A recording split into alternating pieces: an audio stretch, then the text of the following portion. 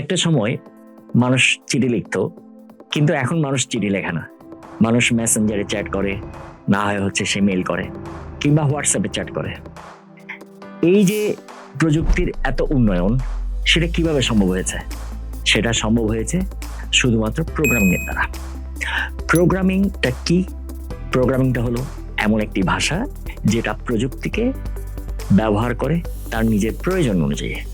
আর এই যে আমাদের এত প্রযুক্তিগত উন্নয়ন, তা সম্ভব হয়েছে অসংখ্য প্রোগ্রামারের অক্লান্ত পরিশ্রমে।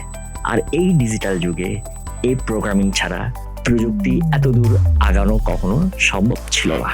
আমাদের দৈনন্দিন জীবনে প্রতিটি ক্ষেত্রে কিন্তু প্রোগ্রামিং রয়েছে। এই যে ধরেন মোবাইলের অ্যাপস থেকে শুরু করে ওয়েবসাইট ডিজাইন, গেম ডিজাইন, এই সব ক্ষেত্রে কিন্তু আমার প্রোগ্রামিং অনেক বেশি গুরুত্ব বহন করে। এই প্রোগ্রামিং অ্যাকচুয়ালি কারা করে? এই প্রোগ্রামিং হচ্ছে প্রোগ্রামাররা করে। আর এই প্রোগ্রামাররাই দিনকে দিন এই প্রযুক্তিকে আরো এগিয়ে নিয়ে যাচ্ছে। সো এই প্রযুক্তি নির্ভর ডিজিটাল যুগে প্রোগ্রামিংয়ের অবদান সব থেকে বেশি।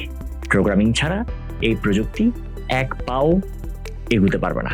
প্রোগ্রামিং শিখলে অ্যাকচুয়ালি আপনার জন্য কোন দ্বার উন্মোচন হবে তা যদি জানতে হয়, তাহলে প্রোগ্রামিং কোন ক্ষেত্রে ব্যবহৃত হয় সেটা জানাটা জরুরি।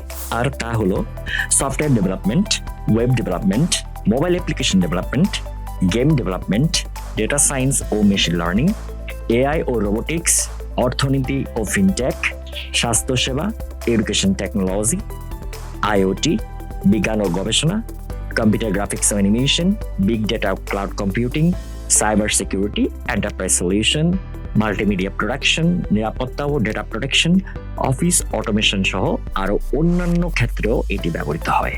যারা আইটি সেক্টরে নিজেদের সংগ্রহ করতে চান, তাদের জন্য বেসিক প্রোগ্রামিং খুবই গুরুত্বপূর্ণ। আর তাদের কথাই ভেবে জিএমআইটি নিয়ে এসেছে বেসিক প্রোগ্রামিং এর এই কোর্সটি।